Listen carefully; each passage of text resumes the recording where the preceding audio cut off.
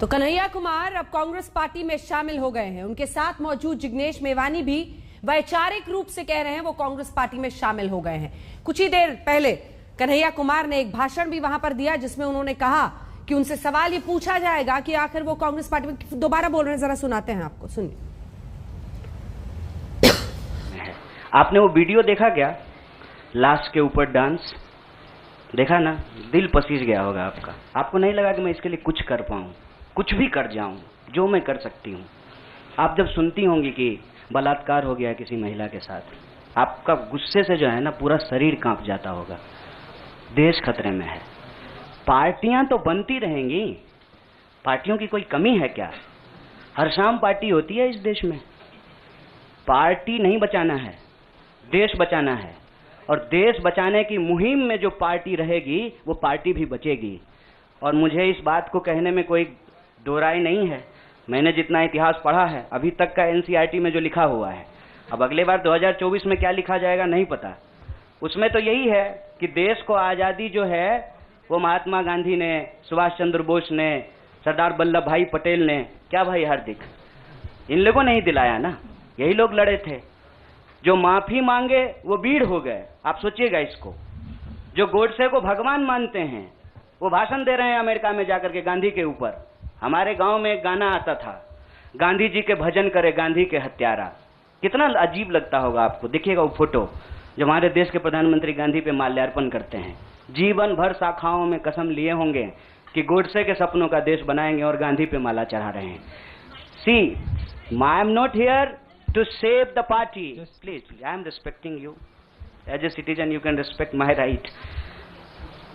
देश खतरे में है, और ये सिर्फ मैं नहीं कह रहा हूं, ये मुझे लगता है आप भी सोचते होंगे। समझ रहे हैं, अंग्रेजी का वो फ्रेज है, dancing on dead. Dead body पे कोई नाच रहा है।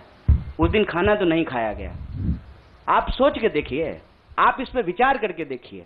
मेरे गांव में अगर किसी की मौत हो जाए तो पूरे गांव में खाना नहीं बनेगा। हजारों लोग मर गए। देखे 71 वर्ष की उम्र में प्रधानमंत्री के लिए सोहर गाया गया। नया बच्चा जब पैदा होता है ना तो पूर्वांचल में सोहर गाते हैं लोग। प्रधानमंत्री बूढ़े हो गए हैं, उनके लिए सोहर गाया जा रहा है। तब जब अभी तुरंत लाखों लोगों की जान चली गई, ऑक्सीजन नहीं मिल रहा था, अस्पताल में बेड नहीं मिल रहे थे। आप में से कोई भी ऐसा इंसान है जिसके कोई जानने वाले नहीं मरे हो इसमें, इस क्राइसिस में? इतना बड़ा क्राइसिस जिसके देश में हुआ हो अभी तुरंत, वो अपने जन्मदिन का जश्न मनाएगा? ये भोंडापन है। इस संस्कृति को बचाने की जरूरत है, और इस संस्कृति को बचाने के लिए मुझे लगता है कि कांग्रेस पार्टी में क्षमता मौजूद है। लोगों को यह बात पसंद हो या ना पसंद हो, हकीकत यह है कि पार्लियामेंट में सबसे बड़ी पार्टी कांग्रेस पार्टी है। इसीलिए इस पार्टी को ये जिम्मेवारी लेनी पड़ेगी, और उस जिम्मेवारी को संभालने के लिए मैं यहां आया हूं। Thank you news nation. I'll come to you. मेरा सवाल यह है कि भारतीय जनता पार्टी ने बड़ा आरोप आप पे लगाया है, कांग्रेस पार्टी का। जनता पार्टी का आरोप को कौन पूछता है? आपका कोई आरोप है मेरे ऊपर? भारतीय जनता पार्टी को मैं सीरियसली नहीं लेता हूं। आपका कोई आरोप है? आप सवाल पूछिए। साहब, जो साथी पीछे खड़े हैं, थोड़ा आप शांति का दान दीजिए प्लीज। अरे भैया प्लीज, दुबे जी आप पूछिए please, ask your question quickly.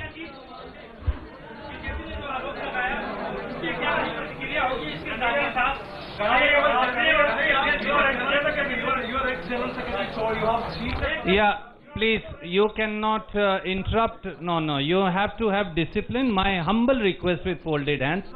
There is no, but yes, I am not Prime Minister. I will take your question. No, don't worry. Democracy means that you should not supersede somebody who's asking question. That's what democracy is. Dubey भाई, आपका सवाल है, news nation से हैं। अच्छा, भारी जल्दी से पूछिए ना। नहीं, और लोगों ने किया, नाम बताएंगे। नेता है वो छोड़ के चले गए, तो क्या माना जाए कि आप जितने भी लोग आपने ज्वाइन किया है, ये राहुल गांधी की नई टीम होगी, राहुल गांधी की सियासी जो नाव है उसको पार लगाने का काम करेगी? देखिए, मैं यही कह रहा हूँ, हमारे देश के लोगों के पॉलिटिकल इमेजिनेशन को कुछ हो गया है। अभी क्या हो गया है मुझे समझ में नहीं आ रहा है। हमने अपनी आपके सवाल को अपने आप लेते हुए हमने अपने पूरे वक्तव्य को रखा। हमने कहीं भी कहा कि हम कोई टीम बना रहे हैं। बीसीसीआई थोड़ी है सर, मतलब टीम बना रहे हैं।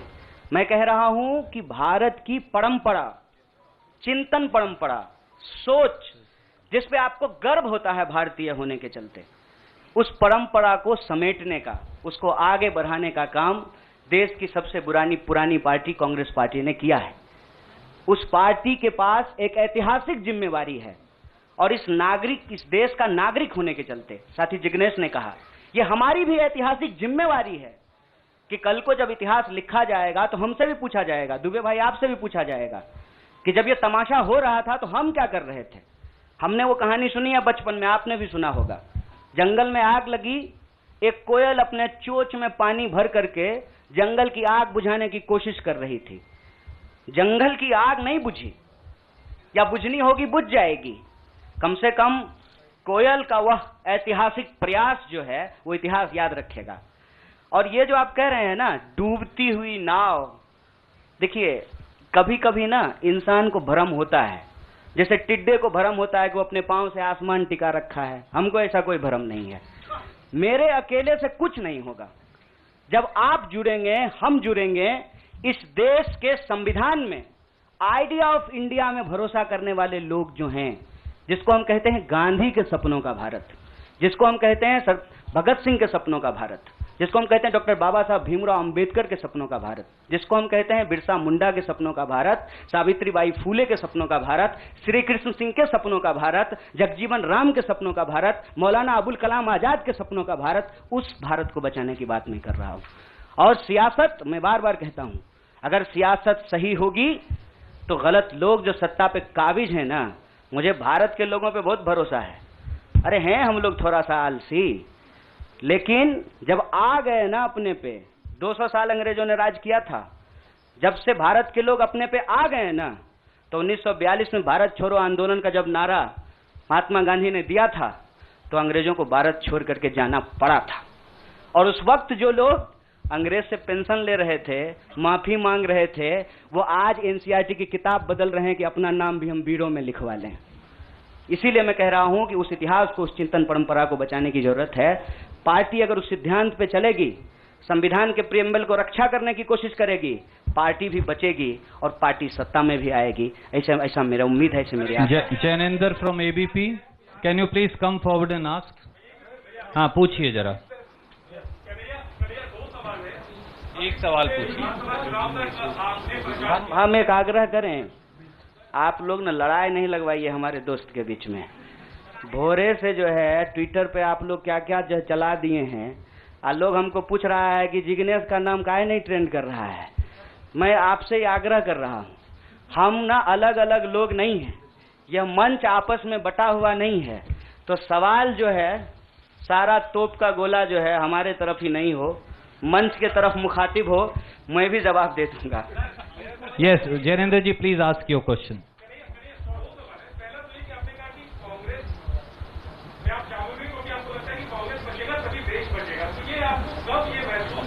अभी हाल तक आप केरल विधानसभा चुनाव में कांग्रेस के खिलाफ प्रचार कर रहे थे, और दूसरा सवाल कि हाँ सुन रहे। दूसरा सवाल ये कि आपको लेफ्ट के भविष्य के चेहरे के तौर पर देखा जा रहा था, और जब आप कांग्रेस में आ गए, आपको क्या लगता है भारत की राजनीति में फिलहाल क्या लेफ्ट अफरातफरी हो गई है? मैं चाहता हूँ दोनों पे डिटेल का। बड़ा जैनेंद्र भाई बड़ा वैचारिक सवाल पूछे हैं, बहुत बहुत शुक्रिया जैनेंद्र भाई। एक तो देखिए, हमारी जो ये नई पार्टी है, इस पार्टी के जो संगठन के महासचिव हैं वो केरल से ही हैं। इनसे आप चाहें तो अकेले में भी पूछ लीजिएगा, कांग्रेस पार्टी के खिलाफ हमने एक शब्द नहीं बोला था। हम कांग्रेस पार्टी के खिलाफ भी बोले हैं, लेकिन केरल के विधानसभा चुनाव में नहीं, जेएनयू के प्रेसिडेंशियल स्पीच में बोले थे। देखिए, हमको हमारा इतिहास पता है और हम यही कहते हैं, इतिहास को तोड़ा और मरोड़ा नहीं जा सकता है। इतिहास इतिहास होता है। इतिहास कोई कागज पे लिखे हुए शब्द होते हैं कि आप उसको जो है इरेजर से मिटा दीजिएगा। केरल के विधानसभा चुनाव में कांग्रेस पार्टी के खिलाफ नहीं बोले थे, आपने पूछा कि कब आपको ऐसा महसूस हुआ। देखिए, महसूस तो मुझे राजनीति में आए हुए 18 साल हो गए हैं, और मैंने हमेशा ये महसूस किया कि कहीं ना कहीं इस देश की जो राजनीतिक विरासत है वो भटक गई है। भूल भुलैया नहीं होता है, राइट लेफ्ट सेंटर घूमने लगा है, और पता ही नहीं चल रहा है कि एक्चुअल आइडियोलॉजिकल पोजिशनिंग कहाँ है, उसके थ्रेड्स कहाँ पे हैं। तो मैं, जैनेंद्र भाई, आपने वैचारिक सवाल पूछा है, एक ऐतिहासिक तथ्य आपसे साझा करता हूं। मैं ऑल इंडिया स्टूडेंट फेडरेशन का मेंबर था कल तक। वो ऑल इंडिया स्टूडेंट फेडरेशन 1936 में बना, और उस इतिहास जाकर के देख लीजिएगा। उसका जो इनॉग्रल सेशन था, पंडित जवाहरलाल नेहरू का उसमें भाषण हुआ था, और उस वक्त देश के जितने भी नौजवान थे, सुनने में थोड़ा अजीब लग सकता है हमारे कुछ साथियों को, लेकिन अपने विद्यार्थी के होने के जमाने में अटल बिहारी वाजपेयी भी शामिल हुए थे, बाद में निकाल दिया गया था। मतलब अंग्रेजों के खिलाफ जो छात्रों का संघर्ष हो रहा था, सभी विचारधारा के लोग उसके सदस्य थे। और आपने जो वैचारिक सवाल पूछा कि आपको लेफ्ट के भविष्य के रूप में देखा जा रहा है, कौन कह रहा है कि लेफ्ट का भविष्य खराब हो गया है? व्यक्ति आते हैं और जाते हैं, संगठन हमेशा व्यक्ति से बड़ा होता है। व्यक्ति की अपनी एक भूमिका होती है, उस भूमिका को वो अपनी क्षमता से निभाने की कोशिश करता है।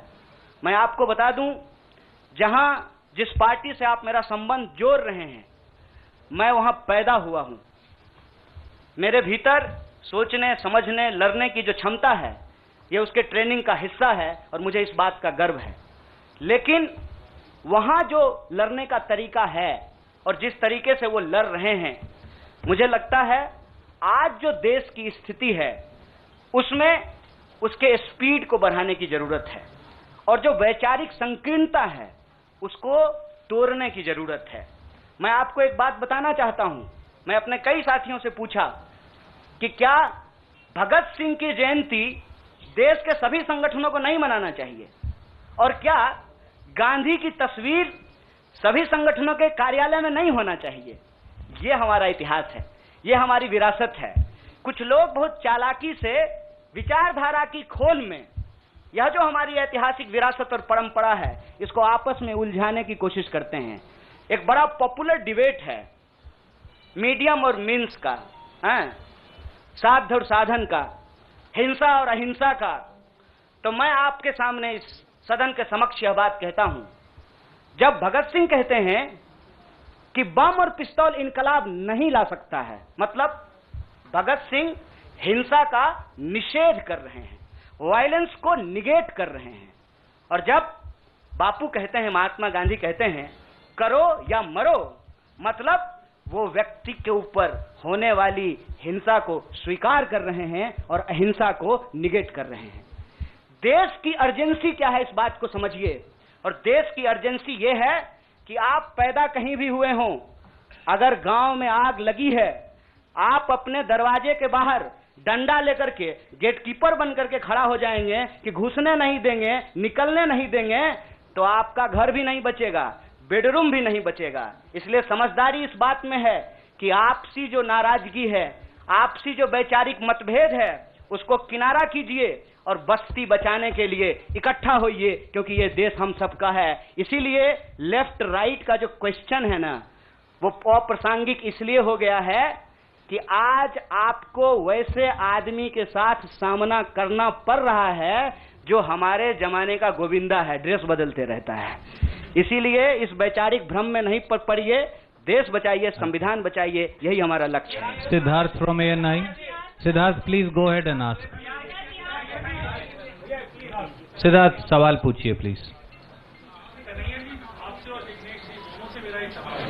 जिग्नेश जी जवाब देंगे। आप पर्टिकुलर आपकी बात को नोट कर रहा हूँ। आपने कहा एक जहाज है, दूसरा उसे बताने की जरूरत है, लेकिन जो जहाज का कप्तान है राहुल गांधी, आपको लगता है कि बाकी छोटे जो फैक्ट्रियां हैं उसको चलाने वालों को उसको फॉलो करना चाहिए? मेरा सवाल खुदे तौर पर ये है कि राहुल गांधी विपक्ष का चेहरा होना चाहिए जब एक लड़ाई दो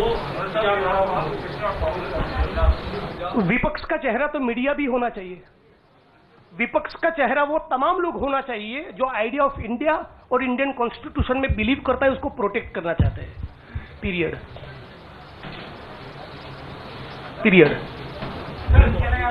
thank you. I have to see, it's been over an hour. बहुत सारे साथी अलग अलग दोनों से बात करना चाहते हैं। I am going to wind up this press conference. Thank you so much. हम बाद में आके हमसे ले लीजिए, 1-to-1 करेंगे।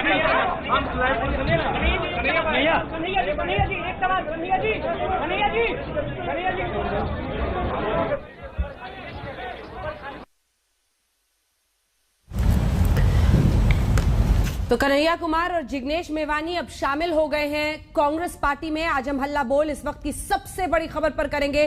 जेएनयू छात्र संघ के पूर्व अध्यक्ष कन्हैया कुमार ने कांग्रेस का हाथ थाम लिया है। कांग्रेस दफ्तर में केसी वेणुगोपाल और हरदीप सुरजेवाला ने उन्हें पार्टी की सदस्यता दिलाई कांग्रेस दफ्तर में। और गुजरात के दलित नेता जिग्नेश मेवानी भी मौजूद रहे, लेकिन वो फिलहाल शामिल नहीं हुए हैं। उन्होंने कहा वो वैचारिक रूप से कांग्रेस से हाथ मिला रहे हैं। कांग्रेस दफ्तर में मीडिया के सामने आने से पहले दोनों ने राहुल गांधी से मुलाकात भी की थी।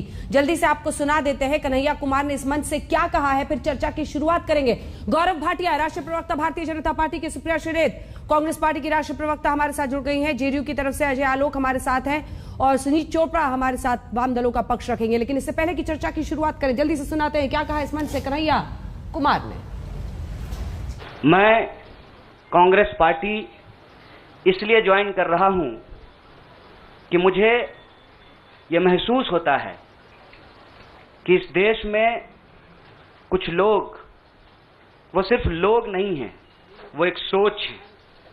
वो इस देश की सत्ता पे न सिर्फ काबिज हुए हैं, इस देश की चिंतन परंपरा, संस्कृति, इसका मूल्य, इसका इतिहास, इसका वर्तमान और इसका भविष्य खराब करने की कोशिश कर रहे हैं।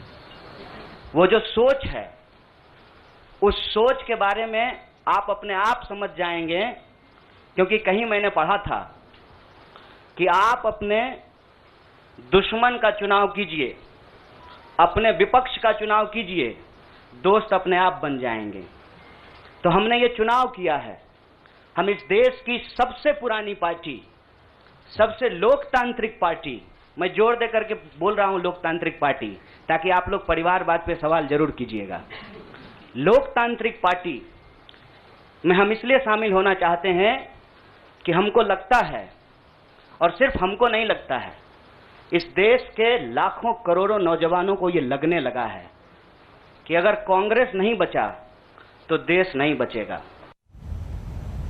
कांग्रेस नहीं बची तो देश नहीं बचेगा। सुप्रिया श्रीनेत, आपके साथ शुरुआत करते हुए, कांग्रेस पार्टी को कन्हैया कुमार की जरूरत है या कन्हैया कुमार को कांग्रेस पार्टी की ऐसे वक्त पर जरूरत थी? क्योंकि एक वक्त पर वो वाम दल के थे, वहां किनारे हो गए, अब कांग्रेस के प्यारे हो गए।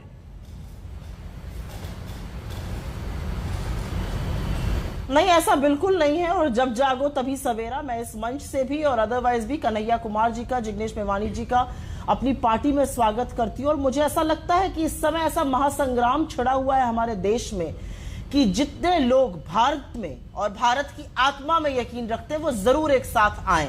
मैं उनका स्वागत करती हूँ और मुझे ऐसा लगता है कि हमें भी उनसे मजबूती मिलेगी, वो भी हमसे मजबूत होंगे। जो उन्होंने बातें कही वो काबिले तारीफ थी और यही बातें कांग्रेस पार्टी रोज कहती है। मैं उदाहरण के तौर पर आपको 30 सेकंड में सिर्फ 2 बातें बोल देना चाहती हूँ। कांग्रेस पार्टी वो पार्टी है जो पूछती है कि आखिर कैसे लोकतंत्र की जननी भारत के प्रधानमंत्री को अमेरिका में लोकतंत्र पे पाठ पढ़ाया जाता है। आखिर क्यों गोडसे के उपासकों का समर्थन करके उनके साथ खड़े रहने पर उसके बावजूद जब बाहर जाते हैं तो आपको भारत की सबसे बड़ी पहचान, भारत की आत्मा महात्मा गांधी की शरण लेनी ही पड़ती है। और वो शरण कोई और नहीं, अमेरिका के राष्ट्रपति आपको याद दिलाते हैं। मुझे ऐसा लगता है जब प्रधानमंत्री वापस आते हैं तो वो ये नहीं पूछते कि और वैक्सीन कितनी लगी, 80 करोड़ का तो ढोंग हो गया था, 2 करोड़ का तो ढोंग हो गया था और फिर 60 लाख पे गिर के हो गई। वो सेंट्रल विस्टा देखने पहुंच जाते हैं। वो कभी ऐसे तो माइग्रेंट लेबर से मिलने नहीं गए, वो अस्पताल में बेदम तड़पते लोगों से मिलने नहीं गए, वो उन बच्चों से मिलने नहीं गए जो यतीम हो गए उन्हीं के कुशासन के चलते, वो सेंट्रल विस्टा देखने पहुंच जाते हैं। ये कहीं ना कहीं आपको इस सरकार की, प्रधानमंत्री महोदय की प्राथमिकताओं का और उनके कहीं ना कहीं कुशासन का, उनकी सोच का परिचायक है। लेकिन मैं फिर से कहूंगी, ये गांधी का भारत है और इस गांधी के भारत में गोडसे के उपासकों की बात थोड़े वक्त के लिए चल सकती है, अंत उनका ही होगा। गौरव जी जवाब दीजिए इसका। सुनील चोपड़ा जी, आप काहे खुश हो रहे हैं? कन्हैया कुमार चले गए सर उधर कांग्रेस पार्टी में, उधर आस्था चली गई उनकी। देखिए, मैं अपने देश को मजबूत देखते हुए खुश हो रहा हूँ। मेरे परिवार में कन्हैया कुमार को मजबूत लेके अंत तक कांग्रेस के केंद्रीय मंत्री रहे हैं, लेकिन मैं कभी कांग्रेस पार्टी का मेंबर नहीं रहा, मैं कम्युनिस्ट पार्टी में रहा, क्योंकि मैंने एसएफआई बनाई, डीवाईएफआई बनाई और उसके बाद खेत मजदूर यूनियन बनाया।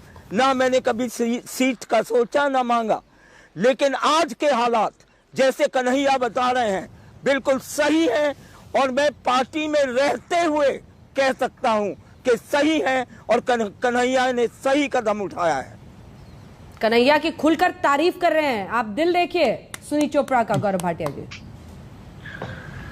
देखिए, आज का दिन बड़ा ही महत्वपूर्ण दिन है अंजना जी। इनका क्या, ये तो रोज जल बदलते हैं, ये तो बाजार के हैं। सुनील जी अपनी बारी का चीनी बाजार में रोज बिकते हैं, इनका नाम होना चाहिए सुनीत चीनी बाजार मैं जानता बिकने वाले। चुप कराइए अंजना। ठीक है सुनील जी, प्लीज प्लीज अपनी अपनी बारी में बोलो। हम नहीं बिकते, आप बिकते हैं, प्लीज आप बिकाऊ माल है। ठीक है सुनील चोपड़ा जी, आपकी खरीदने की औकात नहीं है। सुनील चोपड़ा जी, हम 50 साल से सुनील चोपड़ा जी आप खरीद सके। आपका नाम गौरव भाटिया तो नहीं है ना? सुनिश्चित है ये, तो प्लीज गौरव भाटिया को बोलने दीजिए। सर आपसे सवाल हो गया, जवाब भी हो गया, प्लीज सुनील जी। गौरव भाटिया देखिए अंजना जी, आज का दिन कांग्रेस पार्टी के लिए ऐसा दिन है जिसको विस्फोटक कहा जा सकता है। 2 बम फटे हैं। पहला अंदरूनी बम फटा जिसमें सिद्धू ने इस्तीफा दे दिया, और उसने इस्तीफा जब दिया तो उसने जो बात कही ना, तो वो सबको जानना बड़ा जरूरी है। उन्होंने कहा कि पंजाब के भविष्य के साथ समझौता नहीं कर सकता हूं मैं। मतलब कांग्रेस पार्टी, सत्तारूढ़ पार्टी, पंजाबियों के साथ, पंजाब के निवासियों के साथ समझौता कर रही। और इसके साथ कैप्टन अमरिंदर सिंह जी ने क्या कहा? उन्होंने कहा कि सिद्धू जो है वो राष्ट्र सुरक्षा के लिए खतरा है। अब ये पहला बॉम्ब था। दूसरा बॉम्ब क्या था? ये टुकड़े टुकड़े बॉम्ब था, ये बाहर से आने वाला था। लेकिन टुकड़े टुकड़े बॉम्ब के 2 सदस्य आते, उससे पहले कांग्रेस के टुकड़े टुकड़े हो गए। लोगों ने कहा चिथड़ा इधर उड़ा उधर उड़ा, लेकिन कहीं मिला नहीं, क्योंकि इतना ये गंभीर घात था। अब आप बताइए कि क्या ये सच नहीं है कि कांग्रेस की इमारत को कब झटका लग जाए और वो गिर जाए, ये भी पता नहीं है। मैंने सुना बड़े ध्यान से कन्हैया कुमार को, कन्हैया कुमार। पहले गौरव जी एक बार बताइए, टुकड़े टुकड़े गैंग होता क्या है? एक सेकंड रुकिए, ये टुकड़े टुकड़े गैंग होता क्या है सर? क्योंकि कुछ तो कोर्ट में प्रूव हो नहीं पाया। चुनाव लड़े वो, गिरिराज सिंह ने उनको बेगूसराय से हरा दिया। अरे चोपड़ा जी, चोपड़ा जी क्या होता है मैं आपको बता दूं। अच्छा प्रश्न है, मैं बताता हूं। अंजना जी, आपने कहा कोई आरोप सिद्ध नहीं हुआ, तो शायद आप तो बहुत ही मशहूर पत्रकार हैं। चार्जशीट दाखिल हो गई, कॉग्निजेंस ले लिया गया। बेल देते हुए मेरे हाथ में दिल्ली हाईकोर्ट का आदेश है। उन्होंने कहा कि ये वो लोग हैं, कन्हैया कुमार ने बेल लगाई थी, जो अफजल गुरु के पोस्टर को छाती से लगाए कह रहे थे कि अफजल गुरु हम शर्मिंदा हैं, तेरे कातिल जिंदा है। और इनसे मिलने राहुल गांधी गए थे। जो देश के टुकड़े करना चाहेगा उसके टुकड़े टुकड़े हो जाएंगे, जनता ने खुद ही आ जाओ अंजना जी। अब मैं दूसरी बात आपको बताता हूँ। देखिए, आज ये सिद्ध हो गया कि कांग्रेस पार्टी की सदस्यता लेनी है तो आपको क्या करना है। पहली बात, अगर आप चुनाव हार गए हैं राहुल गांधी की तरह, या प्रवक्ता कई हैं जिनकी जमानत जब्त होती है, या कन्हैया कुमार, तो कांग्रेस में आपको एंट्री मिल जाएगी। दूसरा, मोदी जी को गाली देना है, आपको भरपूर गाली देंगे तो आपको एंट्री मिलेगी, चाहे आपका कोई कद हो या ना हो। तीसरी बात, आपको बार बार कहना है लोकतंत्र खतरे में है। अरे भैया लोकतंत्र खतरे में नहीं है। मैंने सुना क्या कहा कन्हैया कुमार ने। कन्हैया कुमार बोले हमें देश को बचाना है। बच्चे पहले कांग्रेस पार्टी को तो बचा लो, तब उसके बाद देश को बचाना। देश तो सुरक्षित है मोदी जी के हाथों में। ये कांग्रेस पार्टी है। मैं आ रही हूँ सुप्रिया जी, एक सेकंड रुक जाइए। सुप्रिया जी एक सेकंड रुक जाइए प्लीज। अजय आलोक को दिखाइए जरा। अजय आलोक से कमेंट हो जाए, उसके मैं फौरन आऊंगी। जेडीयू को तो उन्होंने सवाल के लायक भी नहीं समझा अजय आलोक जी, लेकिन सवाल ये है कि बेगूसराय से हारने के बाद वाम दलों में बड़ी अच्छी स्थिति नहीं थी और उन्हें लगा कि कांग्रेस पार्टी में शामिल होकर वो नए सिरे से अपने करियर को आगे ले जा सकते हैं अजय आलोक जी। लेकिन सवाल ये है कि आज उन्होंने लोकतंत्र, संविधान और इन सब से जुड़े कुछ बड़े प्रश्न उठाए हैं इस मंच से। अजय आलोक जी। बिल्कुल अंजना जी, उनकी सारी बातें आप भी सुन रही थी, देश भी सुन रहा था। जेएनयू के पूर्व छात्र संघ के अध्यक्ष से ये उम्मीद नहीं थी कि लोकसभा में 545 मेंबर होते हैं ये बात बोलेंगे। खैर उन्होंने बोला, कांग्रेस पार्टी ने गले लगाया, बहुत अच्छा। एक चीज की मैं बधाई देता हूं कन्हैया कुमार को कि कांग्रेस पार्टी के दफ्तर में बैठ के कांग्रेस पार्टी को जो थप्पड़ मारा है उन्होंने ज्वाइन करते समय, कांग्रेस पार्टी को बहुत मजा आया होगा। जब रणजीत सुरजेवाला और केसी वेणुगोपाल के बगल में खड़े होकर वो बोल रहे हैं कांग्रेस पार्टी को बचाना जरूरी है, कांग्रेस पार्टी को बचाना जरूरी है। 5 बार ये बात बोला उन्होंने कि बड़ा जहाज डूबेगा तो छोटी कश्तियां कैसे बचेगी। मतलब वो मान के आए थे कि कांग्रेस पार्टी डूब रही है और कांग्रेसी बहुत सुन के खुश हो रहे थे। ऐसी पार्टी ज्वाइनिंग अद्भुत होती है, क्योंकि नई पार्टी में कोई जाता है तो कहता है कि मैं मजबूत घर में आया हूं इसलिए मुझे खुशी है। इन पहला व्यक्ति है कन्हैया कुमार जो कह रहा है कि डूब रही है, कांग्रेस पार्टी को बचाना है। संविधान तो बाद में आएगा।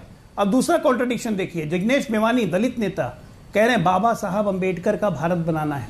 भाई बाबा साहब के संविधान से सबसे पहली छेड़छाड़ तो कांग्रेस पार्टी ने की जब प्रियम्बल बदल दिया इमरजेंसी में, सारे के सारे विपक्षी नेता जेल में थे। उनको कांग्रेस पार्टी के साथ मिलकर बाबा साहब का संविधान बचाना है। तो फुल ऑफ कॉन्ट्रडिक्शंस हैं। सुनील चोपड़ा इतना हंस रहे थे जानती है क्यों? कन्हैया जी के साथ हैं क्योंकि वो जानते हैं कि भस्मासुर इनको छोड़ के गया। सीपीआई की क्या हालत हो गई है, देश भर में कहीं प्रेजेंस नहीं है, तो वो खुश हो रहे हैं कि भस्मासुर हमको छोड़ के गया, कांग्रेस में गया, जहां हाथ रखेगा वहीं जलेगा। तो बढ़िया है, कांग्रेस पार्टी ऐसी लोग को लेके चले, आगे बढ़े, हमारी पूरी शुभकामनाएं हैं। और जहां तक रहा कि जेडीयू का नाम नहीं लिया, मैं उसे आपको याद दिलाऊं नहीं मानता। सबसे पहले लोग भस्मासुर हैं। अध्यक्ष बनने के बाद अध्यक्ष बने, अरे एक मिनट इमरजेंसी के समर्थक रुक जाइए। हम जानते हैं कि सीपीआई ने समर्थन किया था इमरजेंसी का और किसी ने नहीं समर्थन किया था। आपका और कांग्रेस का चरित्र एक ही है। हमने तो नहीं किया था, मैं तो अंडरग्राउंड नीतीश कुमार से ही मिलने आए थे। हमने तो नहीं किया था, मैं तो अंडरग्राउंड था। सबसे पहले नीतीश कुमार से ही मिलने आए थे और हमने कोई भाव नहीं दिया, क्योंकि राष्ट्र विरोधी चरित्र जिसका होता है उसको कहीं बिहार में भाव नहीं मिलता है, देश में भाव नहीं मिलता है, लेकिन ऐसे लोगों को कांग्रेस पार्टी में भाव मिलता है। भाई कांग्रेस पार्टी जाने, लेकिन अद्भुत ज्वाइनिंग थी भाई कि ज्वाइन करते समय कह रहे हैं कांग्रेस पार्टी को बचाना है। क्या कांग्रेस पार्टी डूब रही है कि वो बार बार कह रहे थे कि कांग्रेस पार्टी को बचाना है? सुप्रिया जी नहीं, बिल्कुल नहीं। मैं कुछ बातें बोलूंगी और उसके बाद मैं आपका भी जवाब दूंगी और एक ही जो सज्जन बोल रहे थे इनका भी जवाब दूंगी। मोदी जी अमेरिका से वापस आए और अमेरिका में क्या दुर्दशा हुई उसके बारे में मैं अपने प्रधानमंत्री के बारे में क्या नेशनल टीवी पर बैठकर बोलूं कि हमें पाठ पढ़ाया गया लोकतंत्र पे और गांधी की याद हमें दिलाई गई और खाली सभागार में हमें यूएनजीए में बोलना पड़ा, एक बात ताली नहीं बजी, वो अलग बातें हैं। लेकिन वो आकर 10 महीने से आंदोलित किसान के पास नहीं जाते हैं, वो सेंट्रल विस्ता देखने जाते हैं। आज किसान 700 किसानों की शहादत हो गई, वो उनकी टो नहीं लेते हैं, वो एक शब्द उनकी श्रद्धांजलि में सहानुभूति में नहीं कहते हैं, वो सेंट्रल विस्ता जाते हैं। ये क्या दिखाता है आपको? ये दिखाता है कि सत्ता में बैठे हुए हमारे प्रधानमंत्री सत्ता की लोलुपता में इतने अंधे हो चुके हैं कि उनको और कुछ दिख ही नहीं रहा है। और भक्तों की तो आप सुनिए क्या बात है, जब इंटरनेशनल मीडिया की बात करिए तो भक्त तुरंत कहते हैं ये भारत के खिलाफ और मोदी जी के खिलाफ साजिश करते हैं, लेकिन बिना मोदी जी को उन पेपरों में देखे न्यूयॉर्क टाइम में इनका पछती भी नहीं है इनकी, तो क्या किया, फेक एक पेपर बना दिया, लेकिन बेचारे सितंबर की स्पेलिंग ही गलत लिख दी है मोदी जी की फर्जी पिक्चर लगाकर। ये तो भक्तगण है जिनका वंदन यहां पर बैठे कुछ लोग कर रहे हैं। व्हाट्सएप पर ज्ञान पढ़ के मत आइए, थप्पड़ हमारे चेहरे पर, थप्पड़ तो उस दिन ऐसा बिहारी अस्मिता पर और बिहार पर और नीतीश कुमार पे लगा था जब प्रधानमंत्री मोदी ने आपके डीएनए, आपके अस्तित्व पर सवाल उठाया था। क्या करारा तमाचा था वो। उसके बाद भी खून का घूंट पीकर सत्ता की लोलुपता में आप दुम दबाकर उनके पीछे पीछे घूमते हैं। लेकिन दिक्कत की बात यह है कि यह गठबंधन चलेगा कब तक, ये ऑलरेडी बात चल रही है जदयू में, ये ऑलरेडी नीतीश कुमार जी बोल रहे हैं, वो नाराज है भाजपा से, लेकिन यहां प्रवक्ता आके दूसरी पिक्चर पेंट करना चाहते हैं। आपको मैं एक और चीज बताना चाहती हूँ, 14 फरवरी 2020 मैं कांग्रेस को पार्लियामेंट में सवाल पूछा गया, आपके घर में बैठ के आपको गाली दे के गए, आपको पता है, आप ज्वाइन करवा के खुश आलोक जी पूरा कर ले, आलोक जी वो पूरा कर ले, आलोक जी डोंट डिबेट, इसकी हालत तो खुद बारी बारी से, दूसरे को तुम दबाना क्या सिखाएगी? बारी बारी से आलोक जी, मैं जवाब ले लूंगी। 14 फरवरी वो पूरा कर ले। 14 फरवरी 2020 मेरे सवाल का जवाब पर भी आइए प्लीज सुप्रिया जी। 14 बार बार फरवरी कम से कम 3 या 4 बार ये कहा है उन्होंने कि कांग्रेस पार्टी को बचाना जरूरी है। क्या डूब रही है कांग्रेस पार्टी? हाँ, मैं आऊंगी, मैं आ रही हूं। 14 फरवरी 2020 को सदन में गृह मंत्रालय ने, होम मिनिस्टर ने सदन में कहा, there is no such information as has been brought to the notice to the government by any law enforcement agency.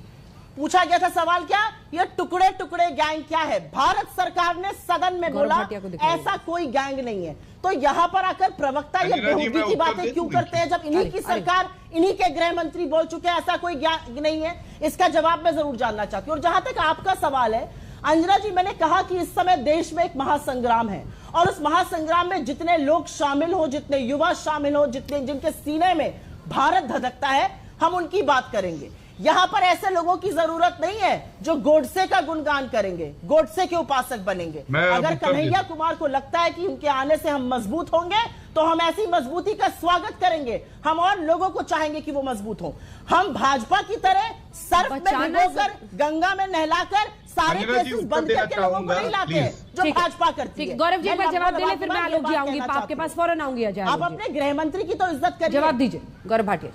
गृह मंत्री की तो इज्जत करिए, उन्होंने कहा है कोई गैंग नहीं है। आप क्यों यहाँ पे आके गैंग करते हैं हमेशा? ठीक है, सुनिए अब जवाब सुनिए अपने। देखिए, मैं शुरुआत करता हूं कन्हैया कुमार की ही लाइन पे, और वो कांग्रेस पे बड़ी फिट बैठती है। जब कांग्रेस की बस्ती में आग लगी हुई है तो गांधी परिवार का बेडरूम मत बचाओ, और ज्यादा ताली नहीं बजी तो शायद आपने जो नरेंद्र मोदी जी ने संबोधित किया वो सुना नहीं यूनाइटेड नेशन जनरल असेंबली में। आज तो सिद्धू ने कहा है ठोको ताली। आपका जो खंडर कुर्सियां भी देखी, बीच में खूब सुना, खूब खाली कुर्सियां भी देखी। मैडम बौखलाइए, इंजीनियर बनके जो पहुंच गए सेंट्रल मिनिस्टर को भी देखा, क्या हो गया था? किसानों को भी देखा। वर्बल डायरिया है, दवाई दूं क्या? मुंह में डालूं दवाई? अंजना जी आइए, वर्सेस हटाइए, इनसे हमारी कोई बराबरी नहीं। प्लीज, इनके बीच में कोई नहीं बोला था। एक लाइन पे ये उखड़ जाती है, इनकी आदत है। आप सत्ता देखकर अपना रुख बदल लेते हैं, मैं सत्ता देख के रुख नहीं बदलती हूं। आप सत्ता की लोलुपता में बैगन के लोटे की तरह, बिन पेंदी के लोटे की तरह बदलते हैं। मैं बस हो गया। आवाज दोनों की खत्म कीजिए प्लीज। आप दोनों से रिक्वेस्ट है, प्लीज अपनी बारी में बोलिए, एक दूसरे पर बोलने से बचिए। हमारे व्यूअर्स को बिल्कुल इंटरेस्ट नहीं है आप लोग एक दूसरे पर क्या उल्टे सीधे कमेंट करते हैं। प्लीज वापस टॉपिक पर आइए, टॉपिक पर आकर सवाल का जवाब दीजिए। आपके टुकड़े टुकड़े गैंग वाले रिमार्क पर सुप्रिया ने आपसे सवाल पूछा है। गौरव जी अपनी बात कहिए। अंजना जी, मैं आज आपसे बहुत मन से एक रिक्वेस्ट करता हूं, विनती करता हूं। जब कांग्रेस का प्रवक्ता बीच में कूद के बोलने लगे तो ये मत कहा करिए कि दोनों लोगों का ऑडियो कम करिए। हम उनकी बात सुनते हैं, अपनी बारी में बोलते हैं, यही हमारी पार्टी हमें सिखा के भेजती है। हाँ, प्लीज, अब मैं उत्तर देता हूं। देखिए, सबसे पहले आज कन्हैया कुमार का, प्लीज सुप्रिया जी। हाँ गौरव जी बोलिए। हाँ, कन्हैया कुमार का इंट्रोडक्शन दे दूं, जिनको कांग्रेस ने आज गले लगाया है। ये वो कांग्रेस के आज से लीडर हैं जो अफजल गुरु के साथ खड़े हुए थे। मैंने दिल्ली उच्च न्यायालय को ऑर्डर पढ़वाया। ये वो कन्हैया कुमार है अंजना जी जिन्होंने कहा था कि भारतीय सेना महिलाओं का रेप करती है, बलात्कार करती है। क्या आज आपको लगता है भारत की जनता ऐसे वक्तव्य के साथ खड़ी हो सकती है? प्लीज चुप कराइए, अपनी बारी में बोलिएगा। खंडन मैडम अपनी बारी में बोलिएगा, बदतमीजी कम करिए। चुप रहिए आप। जमानत जब हुई थी आपकी वापस गौरव जी प्लीज आवाज नीचे कीजिए, ये बंद कीजिए इसको। वापस गौरव भाटिया जी बोलेंगे, आवाज नीचे रखिए। जो स्पीकर है उसी का चेहरा दिखाइए विजुअल्स के साथ प्लीज। इस तरह से टाइम वेस्ट होता है दर्शकों का। गौरव भाटिया जी बात पूरी कीजिए अपनी। धन्यवाद। अब देखिए, आज जो कन्हैया कुमार ने कहा, मैं बताऊं आपको, वो कहने लगे कि अगर देश को बचाना है तो कांग्रेस को बचाना है, और यही चापलूसी कांग्रेस में हम लोग देखते हैं। India is Indira, Indira is India. आज कन्हैया कुमार भी चापलूस बन गए हैं। उन्होंने ये कहा कि पार्लियामेंट में सबसे बड़ी पार्टी कांग्रेस है। अंजना जी, ये उनका विवेक है, ये उनका ज्ञान है। अरे सबसे बड़ी पार्टी कांग्रेस है पार्लियामेंट में, इसका मतलब पढ़ने लिखने से वो कोसों दूर की। और तीसरी बात, 74 साल की है सोनिया गांधी जी, प्रधानमंत्री जी के लिए कोई आदर तो था नहीं उनके मन में, कह रहे बूढ़े हो गए हैं, और 71 साल के प्रधानमंत्री है। मतलब सोनिया गांधी जी को उन्होंने आज बूढ़ा भी बता दिया है। हटा दे सोनिया गांधी को। और मैं एक बात और कहूंगा, तमाचों की बात हुई, तमाचे कितने तमाचे पड़े अब गिनिएगा। लोकसभा 2014 में तमाचा पड़ा कांग्रेस पार्टी को, 50 पे सिमट के रह गई। 2019 पे एक और तमाचा पड़ा। उत्तर प्रदेश लोकसभा, जब लोकसभा हुई उत्तर प्रदेश में 1 सीट आई, तमाचा पड़ा। दिल्ली के विधानसभा में तमाचा पड़ा, 0 आई। पश्चिम बंगाल में चुनाव हुए, 0 आई। ये 0 अंडा पार्टी है। आज की चर्चा सिद्धू पे है, आज की चर्चा कन्हैया कुमार पे है। क्या आपने देखा कांग्रेस की प्रवक्ता ने उस पर बात करी? इधर उधर की बात करेंगे, जो विषय होगा उस पर बात नहीं करेंगे। हो गया, आपका जवाब हो गया। अजय आलोक जी बोलना चाह रहे थे, उसके बाद सुनील चोपड़ा जी के पास जाऊंगे। ठीक है, अजय आलोक जी आपने हाथ उठाया था, सुप्रिया जी की बात पर जवाब देंगे। टुकड़े टुकड़े गाएंगे क्यों नहीं बोलते हैं? अजय आलोक जी कहते हैं टुकड़े आए हर भारतीय के दिल से, कुछ कहता है, जवाब कहते हैं। देखिए, शर्मिंदा है, टुकड़े टुकड़े गैंग है। अब एक एक करके सब बोलेंगे। अजय आलोक जी बोलेंगे, प्लीज एक साथ मत बोलिए गौरव जी, एक साथ मत बोलिए, एक साथ मत बोलिए, एक साथ मत बोलिए गौरव जी, आपका जवाब पूरा हो गया है। अजय आलोक जी, आप जवाब देना चाह रहे थे सुप्रिया जी की बात का। अंजना जी, मैं सुप्रिया जी को बस ये बताना चाहता हूं कि हम पे टिप्पणी करके कोई फायदा नहीं होगा। आपकी हरकतों के कारण कांग्रेस पार्टी इस तरह से हुई है, और जिस तरह से आप बोलती हैं कांग्रेस पार्टी और डूबेगी। आप कहती हैं कांग्रेस को बचा के देश बचाना है, ऐसी पार्टी को बचाना है जो चीन की कम्युनिस्ट पार्टी ऑफ इंडिया से समझौता करती है, ऐसी पार्टी से बचाना है जिससे जो चंदा लेती है कांग्रेस पार्टी चीन से, और तो राजीव गांधी फाउंडेशन को भी चंदा दिलवा देती है। जब चीन से युद्ध चल रहा होता है तो इसके नेता राहुल गांधी महान जाकर डिप्लोमेट के साथ डिनर करने बैठ जाते हैं। ऐसी पार्टी को बचाना है, पूरा कर लेंगे। क्या बात करिए। और ऐसे ऐसे कन्हैया कुमार, टुकड़े टुकड़े गैंग, अरे खुलेआम जेएनयू में नारा लगता था, भारत तेरे टुकड़े होंगे इंशाअल्लाह इंशाअल्लाह। किसको नहीं पता है? पूरे देश को पता है। अगर आपको नहीं पता है तो रतौंधी है आपको। रात पे खड़ा हुआ व्यक्ति को पता है कि ये जेएनयू में नारे लगते थे, और इस पे कॉग्निजेंस लिया गया है। 2020 में जब दिल्ली पुलिस ने चार्जशीट दाखिल की 2019 में, तो राहुल गांधी चुप क्यों हो गए थे? कन्हैया के समर्थन में कुछ नहीं बोला था। ठीक है सुप्रिया जी, अब मेरा सवाल सुनिए। आपको कन्हैया कुमार से करिश्मे की उम्मीद क्यों है? मैं इसलिए पूछ रही हूं क्योंकि गिरिराज सिंह, जिसको आप सभी और कांग्रेस पार्टी हो, तमाम पार्टियां ये कहती थी कि देखिए ये किस तरह से पाकिस्तान पाकिस्तान करते रहते हैं, इंडिया पाकिस्तान करते रहते हैं, लेकिन उनको हरा नहीं पाए। गिरिराज सिंह ने उनको ध्वस्त कर दिया बेगूसराय से बिहार में। आपको कैसे लग रहा है कि वो कांग्रेस पार्टी में आके बहुत बड़े बाजीगर बन जाएंगे? मैं सबसे पहले तो ये कहूंगी, जैसे मेरे बोलने पर आपने उनको अकेले स्क्रीन पर दिखाया था और आवाज मेरी खत्म कर दी थी, मेरे बारे में भी यही करिएगा। ऐसी बिल्कुल करूंगी, बिल्कुल करेंगे 200%। गौरव जी रुक जाइए, गौरव जी रुक जाइए प्लीज, एक एक कर। ये बोलना आपने बोला था तो आपकी आवाज गई थी ऑन एयर, आप बोल रहे थे आपकी आवाज गई थी। नहीं, एक सेकंड करी थी कि नहीं? ठीक है, तो इनकी डोज देने तो दीजिए। आप उनको आदर्श मानते हैं क्या? उनकी नकल क्यों कर रहे हैं? छोड़िए, आपने कहा ना कि आप सीरियसली बात कर। प्लीज ये सब आवाज हटाइए, सुप्रिया जी को दिखाइए तस्वीरों के साथ। सुप्रिया जी जवाब दीजिए, बोलिए सुप्रिया जी। मैं इसका जवाब ये कहकर दूंगी कि टुकड़े टुकड़े गैंग पर ना जदयू से आंसर आया ना भाजपा से आंसर आया। आप अमित शाह कोई झूठा बनाने पर तुल गए। पहली बात तो मैं ये कहूंगी कि आप गलत बात क्यों कहते हैं यहां के, जब आपकी सरकार कहती है नहीं ऐसा कोई गैंग नहीं है। फिर से ये सवाल पूछना चाहती हूं, हम ये बिल्कुल नहीं बोलते कि एक किसी व्यक्ति से करिश्मा हो जाएगा। अंजना जी, करिश्मा ये देश करेगा, और पता है क्यों करेगा? क्योंकि इस देश ने बड़े प्यार से और बड़े आशीर्वाद से मोदी जी को चुना था, और ये सोच के चुना था कि वो देश के भले की बात करेंगे, वो रोजगार लाएंगे। कहते थे ना 2 करोड़ रोजगार, आज 14 करोड़ लोग बेरोजगार हो गए। कहां है मोदी जी? आज 15-15 लाख की बात करते थे, आज 97% देश पिछले 3 साल से कम कमा रहा है। कहां है मोदी जी? आज महिला सुरक्षा में देश लगातार बढ़ रहा है। कहां है मोदी जी? आज मैं जानना चाहती हूं कि चाहे वो शिक्षा हो, चाहे स्वास्थ्य हो, हर डेवलपमेंट इंडेक्स पे हम सरक रहे हैं। कहां है मोदी जी? कहां है मोदी जी? जब एक यतीम मां को कृत्रिम रेसे सांस देके अपने लड़के को बचाने की कोशिश करी और नहीं बचा पाई। एक सवाल है मोदी जी? एक सवाल है, इवेंट जीवी बनना, क्या फोटो खिंचाना, ये शासन है? सुप्रिया जी, आप ही से एक सवाल है, मैं पूछना चाहती हूं। आज आप ही से एक सवाल है, जो पहला सवाल एक महिला ने वहां पर एक महिला पत्रकार ने कन्हैया कुमार से एक सवाल पूछा परिस्थिति पर, तो उन्होंने उल्टा महिला पत्रकार को ही कई सवाल दाग डाले और कहा कि जब बलात्कार होता है तो आपका खून नहीं खौलता है। बलात्कार तो किसी राज्य में भी हो सकता है, वो दिल्ली में होता है, वो राजस्थान में होता है, राज्य सरकारों को इसके लिए जिम्मेदार ठहराया जा सकता है। आपको लगता है बलात्कार जैसे संगीन मुद्दे पर इतने हल्के तरीके से कन्हैया कुमार को उस मंच से बोलना चाहिए था? क्या सिर्फ मोदी सरकार उसके लिए जिम्मेदार है? तमाम राज्यों में यह अपराध हो रहा है और इस पर बड़े संगीन तरीके से बात करने की जरूरत है। उल्टा महिला पत्रकार से पूछते बलात्कार होता है तो आपका खून नहीं खौलता है, ये कोई सवाल है पूछने का? मैं आपको बताती हूं इसका जवाब, और मुझे लगता है एक महिला होने के नाते ये शायद आप बाकी पुरुषों से बेहतर समझिएगा। आपको मुझे बीच में टोकना पड़ रहा है। बड़ी खबर इस वक्त आ रही है, सिद्धू की करीबी मंत्री रजिया सुल्ताना ने इस्तीफा दे दिया है। सिद्धू की करीबी मंत्री बताई जा रही है रजिया सुल्ताना ने इस्तीफा दे दिया है।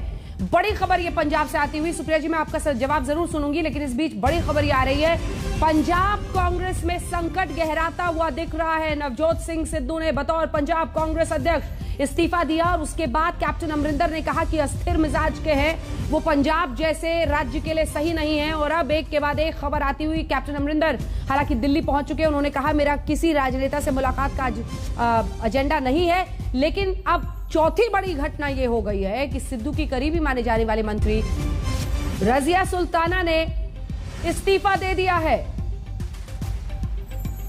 चलिए, पंजाब से और भी कोई खबर आती है तो हम जरूर बताएंगे, लेकिन जल्दी से आप अपना सुप्रिया जवाब दे सकती हैं।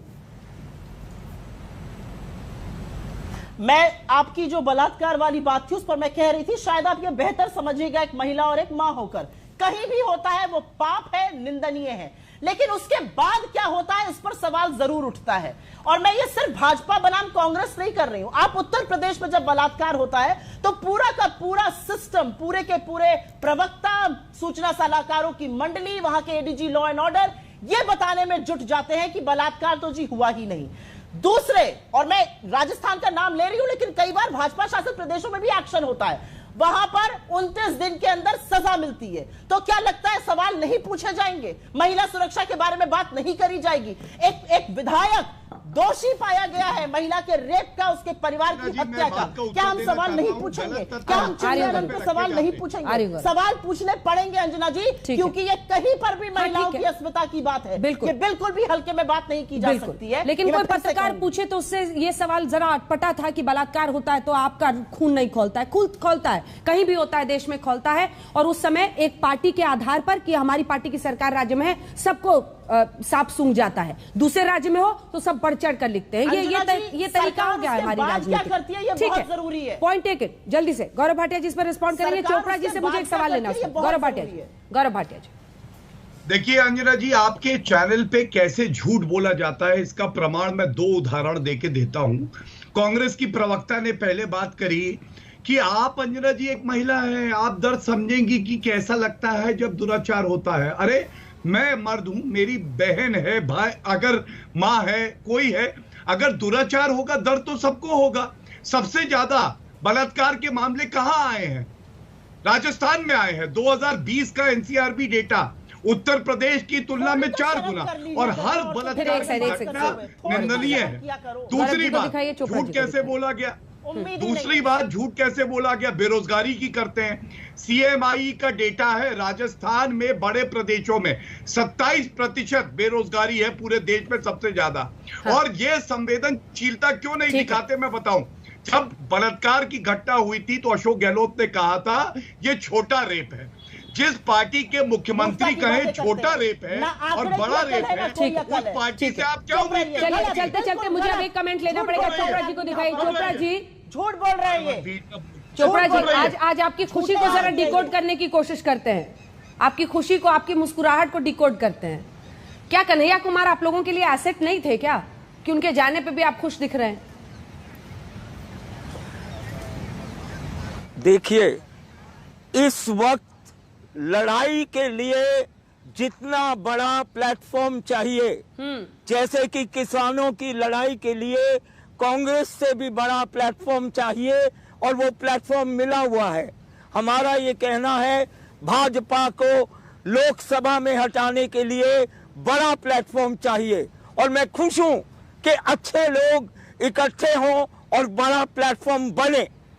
मैं लगातार आंदोलन करता रहा हूं, काम करता रहा हूं।